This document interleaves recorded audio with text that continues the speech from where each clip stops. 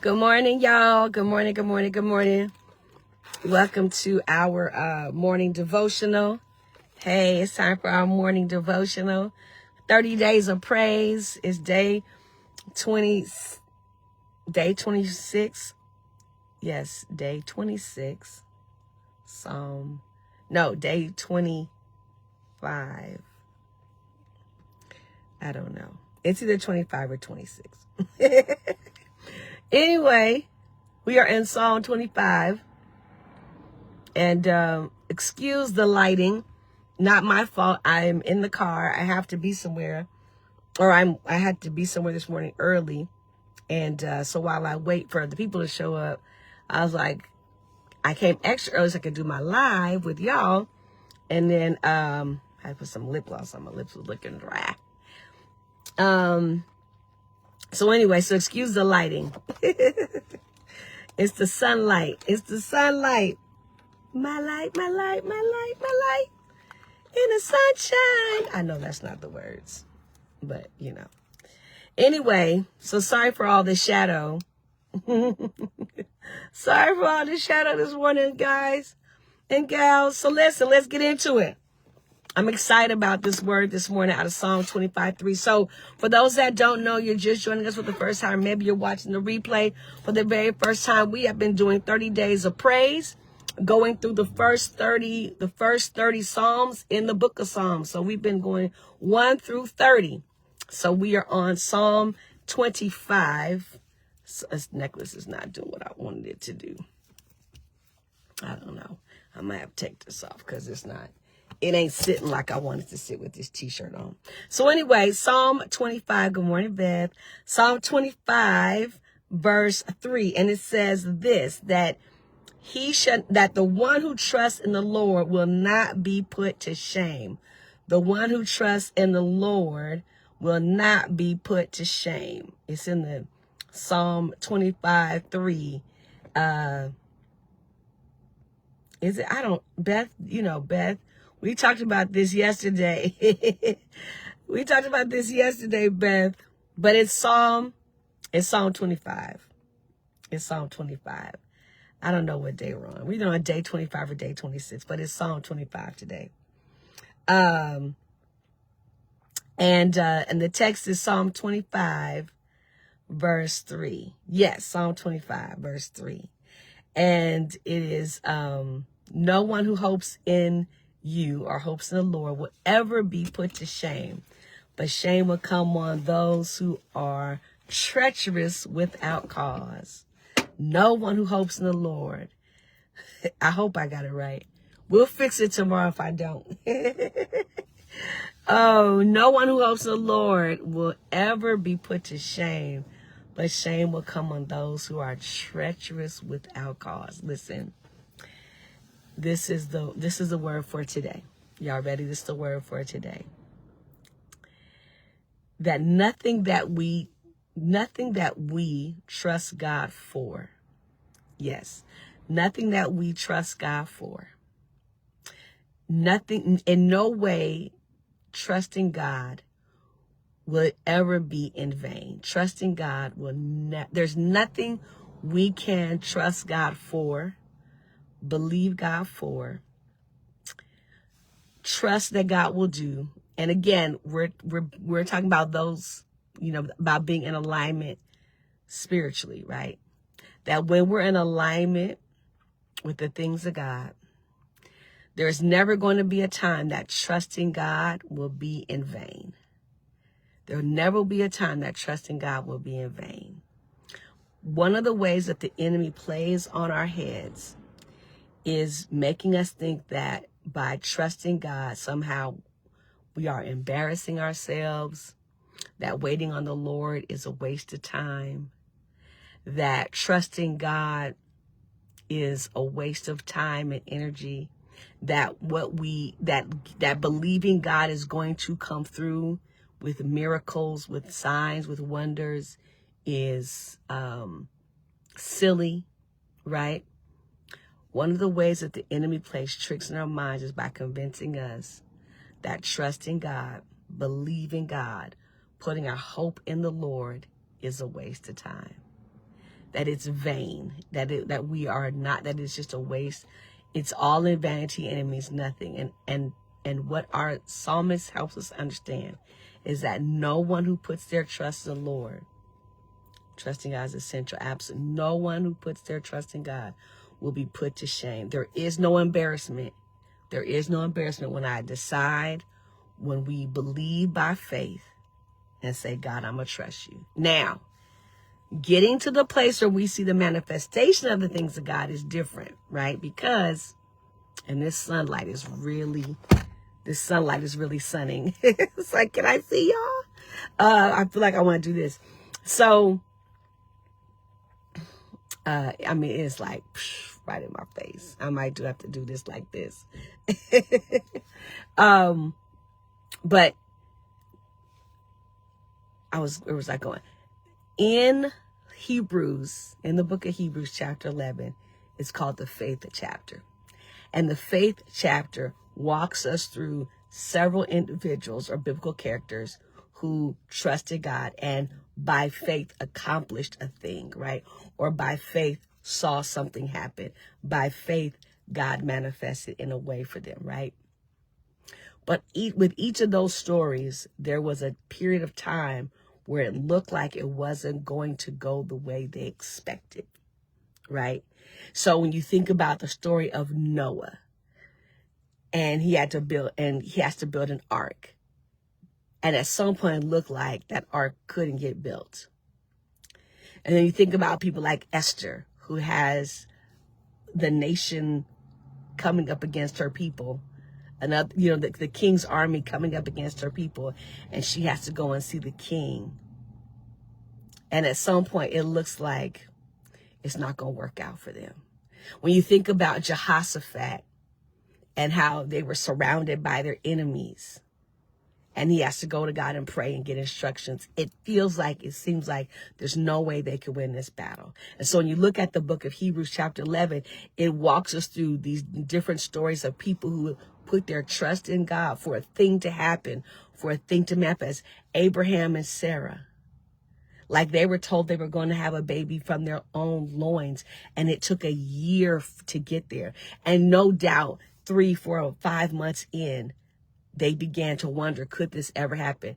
What's my point? The point is this: trusting God is never quick work, right? Trusting God, believing God will take time. And in the meantime, in between time, what can happen is the enemy will play tricks on our mind. The enemy will have people coming and laughing at you and talking about you like they did with Nehemiah as they rebuilt the walls, and saying, what are y'all going to build? How y'all going to rebuild the walls? You guys you're not professionals at this. But in 52 days, they built the wall. But imagine being at day 5, day 52, day 50, day 49. Yeah, you can celebrate because you can see the wall about to be built. But at day 5, and the point being this, is that as we are trusting God, there is a time period where it looks like it may not come to pass. There's a time period where it may look like and feel like and appear like it won't happen, right? And so that's the period where the enemy begins to work on our mind, begins to have people talking, begins to show other images and visions. And then you're like, oh, maybe trusting God wasn't the thing to do. Maybe trusting God wasn't so smart. But our psalmist says to us, those who trust in the Lord will never be put to shame. And so while it is in the meantime, in between time, it may look crazy that you are believing God for the miraculous. In the meantime, in between time, it might look and sound ridiculous that you are trusting God to move in a certain way. But our psalmist says to us that those who trust in God will never be put to shame. And just like all those biblical characters who at one time probably looked crazy, sounded crazy, people probably thought you are ridiculous. I mean, can you imagine how they must have talked about Noah? Until it started raining. Can you imagine what they said about Esther? Until she found favor with the king. Can you imagine What they said about Jesus, yeah, we can because we read it until he got up on the third day.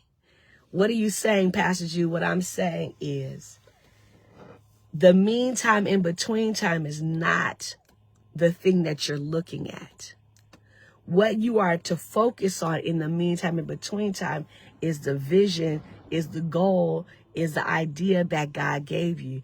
Because what God has instituted, what God has established, what God has spoken, what God has said, it shall be, and so shall it be. What God has said, so be it, will be it. And those who put their trust in the Lord will not be put to shame. So part of what we have to tell ourselves in the meantime, in between time is, God's not out to embarrass me. God is not out to embarrass me. Anna, this is why we minister to you so heavily, because what you have to know in this season of God reestablishing your life, God is not out to embarrass you. So if you feel embarrassment, if we feel shame, that's not of God. Because anytime God is moving in our lives, even when we're in the meantime, in between time, God is not out to put us to shame or to embarrass us. So when we feel shame or embarrassment, we have to first tell ourselves that feeling, that emotion is not from God. Because nothing that I do for God, no way in trusting God, nothing that I surrender for God's will and God's way to manifest, will it ever put me to shame. It will not put me to shame. I will not be embarrassed. Now, it doesn't mean you won't get laughed at. It doesn't mean you won't get talked about, but you won't be embarrassed. You will not be put to shame, because God is not out to shame those who trust him. And so whatever you're trusting God for, whatever you're believing God for, trust the Lord. And Psalm 25 is all about trusting God. Those who trust God and those who don't. And part of what we have to decide, what we have to decide, y'all, what you have to decide regarding your family, regarding your job, regarding your career, regarding your ideas, regarding your future, regarding the things that you're thinking about doing, regarding the book you're trying to write, regarding the movie script you're trying to write, regarding the business you want to launch, regarding the ministry you want to launch, regarding going back to college after so many years, regarding that move you want to make, regarding that real estate purchase you are trying to make. All of that, what you have to decide up front, right, Shell, is I will trust God throughout this whole process. You have to make up your mind about that. And then even when things get off a little bit or not moving the way you want or not as fast as you want, you have to say to yourself, you have to make up in your mind, I trust you, Lord. I trust you, God. And why do I trust him? Because no one who puts their trust in the Lord will be put to shame. He's not going to embarrass me. Something's going to come to pass. Something's going to come to pass. Something is going to come to pass. Something's going to work out. But God's not going to put me to shame. Trusting God, I will not be put to shame. All right? So I got to keep this word short because my people are pulling up. But I think y'all got it.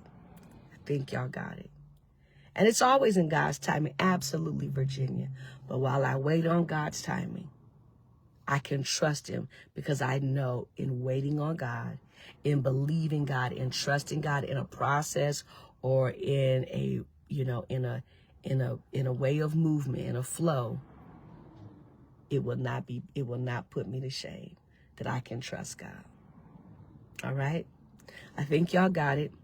My people are here. So I got to get out the car. I will trust you, God. Absolutely, right, Shell. And we got to make up our mind.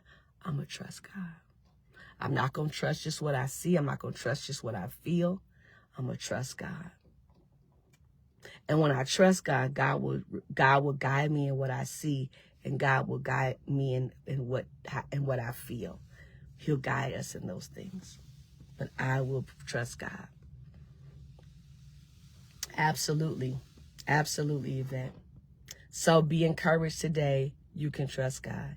And God will not allow you to be put to shame.